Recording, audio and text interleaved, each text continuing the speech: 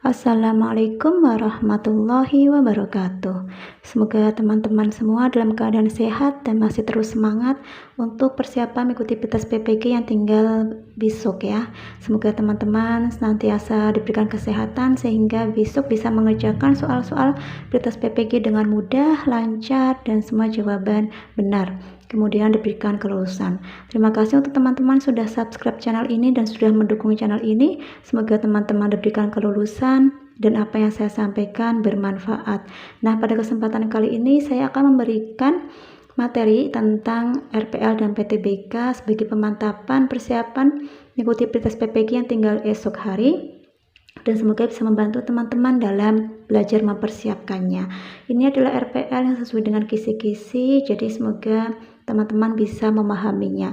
Nah, mari kita bahas untuk materi tentang RPL, yaitu konseling individual. RPL konseling individual itu dilakukan secara perseorangan ya. Konseling individual dilakukan secara perseorangan. Yang perlu diisi dalam RPL itu ada nama konseling, kelas atau semester, ada hari atau tanggal, ada pertemuan keberapa, waktu atau tempat, dan juga gejala yang nampak atau keluhan. Kemudian secara khusus pada gejala yang nampak atau keluhan, kemudian guru BK dapat mengisinya dengan gejala dan keluhan yang didapat dari hasil pengamatan awal, informasi atau instrumen yang digunakan. Jadi diisi dengan detail ya. Nah, contohnya seperti ini. Untuk RPL konseling individual, konseling kelompok itu hampir sama di dalamnya. Ada nama konseling, nah biasanya digunakan dengan nama samaran ya. Kemudian ada kelas atau semester, ada hari atau tanggal pelaksanaannya kapan, pertemuan keberapa, waktunya berapa lama, dan tempatnya di mana. Kemudian ada deskripsi masalah konseling. Nah, ini permasalahannya ditulis secara detail sehingga nanti akan ditemukan masalahnya seperti apa yang dialami oleh konseling. Kemudian di desain konseling itu ada pikiran masalah dan kemungkinan bantuan apa yang akan diberikan, tujuan konselingnya itu apa, kemudian pendekatan konseling yang akan digunakan itu pendekatan apa. Nah, semoga video saya yang kemarin bisa membantu teman-teman dalam memahami pendekatan-pendekatan teknik yang ada dalam bimbingan dan konseling. Kemudian langkah-langkah konselingnya itu disesuaikan dengan langkah-langkah pada saat sesuai dengan pendekatannya ya. Jadi langkah-langkah sesuai dengan pendekatannya. Nah, contohnya dalam konseling individual itu harus dijelaskan attendingnya bagaimana, respondingnya, kemudian personalizingnya, kemudian initiatingnya seperti apa. Nah, biasanya itu yang saya lihat di kisi-kisi itu rata-rata yang akan ditanyakan adalah tujuan dari RPL itu apa, kemudian pendekatan konselingnya yang gunakan apa, kemudian langkah-langkahnya bagaimana. Nanti mungkin teman-teman lebih bisa memahami lagi setiap ada kasus atau masalah dari konseling. Nah, ini untuk RPL konseling individual. Kemudian di RPL konseling kelompok, itu merupakan perangkat yang harus disusun oleh guru BK sebelum melaksanakan layanan konseling kelompok. Dikembangkan sesuai topik permasalahan yang telah dirumuskan, hasil identifikasi kebutuhan peserta didik dalam aspek pribadi, sosial, belajar, dan karir. Ketika menyusun RPL konseling kelompok, khususnya topik permasalahan dapat membahas topik permasalahan yang sama atau homogen. Artinya itu adalah dalam saat pelaksanaan konseling kelompok, boleh dibahas masalah yang sama dalam satu kelompok itu, atau juga topik permasalahan dapat pula membahas permasalahan yang berbeda atau heterogen.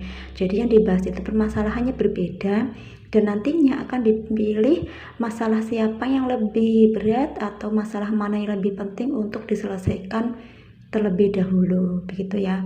Nah, dalam konseling kelompok itu hampir sama juga dengan konseling individual, yaitu ada nama konseling yang disamarkan, kemudian ada hari tanggalnya, pelaksanaannya, ada pertemuan keberapa, waktunya berapa lama, tempatnya di mana, kemudian di deskripsi masalah konseling diceritakan ya masalah konselingnya bagaimana secara detail, kemudian perkiraan masalahnya dan kemungkinan bantuannya, tujuan konselingnya itu apa, pendekatan konselingnya yang digunakan apa, langkah-langkah konselingnya bagaimana.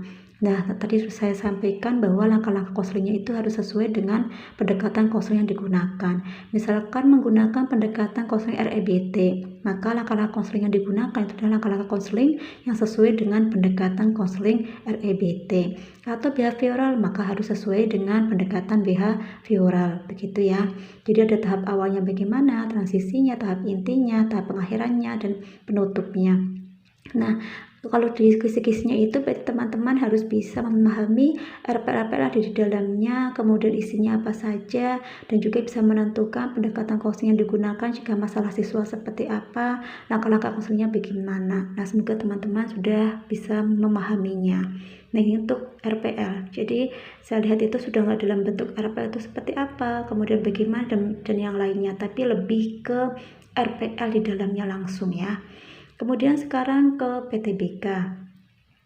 Dalam PTBK itu ada karakteristik yang khusus ya. Jadi masalah muncul dari dalam praktek guru sendiri, kemudian adanya refleksi diri, berorientasi pada pemecahan masalah, berorientasi pada peningkatan kualitas, menggunakan berbagai cara pengumpulan data, memiliki siklus, kemudian bersifat partisipatif. Ini karakteristik dari PTBK. Kemudian tujuan PTBK yaitu memperbaiki praktek pelayanan bimbingan konseling di sekolah, peningkatan pelayanan profesional BK di sekolah, kemudian mengembangkan keterampilan guru BK berdasarkan persoalan-persoalan atau permasalahan-permasalahan yang dihadapi guru BK selama menjalankan tugas pokoknya. Dan tahapan-tahapan pelaksanaan PTBK ada tahap perencanaan. Nah, pada tahap perencanaan itu dalam penelitian PTBK, peneliti harus melakukan serangkaian langkah kegiatan penting ya, yaitu ada mengidentifikasi dan merumuskan masalah, kemudian menentukan tindakan dan menuliskan kajian teoritik, merumuskan hipotesis tindakan, menuliskan indikator keberhasilan, merencanakan tindakan, merencanakan alat perekam data, dan juga merencanakan teknik refleksi. Ini tahap perencanaan. Kemudian ada tahap pelaksanaan tindakan. Nah, pada tahap pelaksanaan tindakan itu berarti dalam penelitian, peneliti itu harus sudah siap ya pelaksanaan tindakannya, apa yang akan dilakukan, kemudian apa yang akan dilaksanakan, dan kemudian bagaimana proses pemberian layanannya baik dalam kelas maupun di luar kelas. Nah, ini pelaksanaan tindakannya.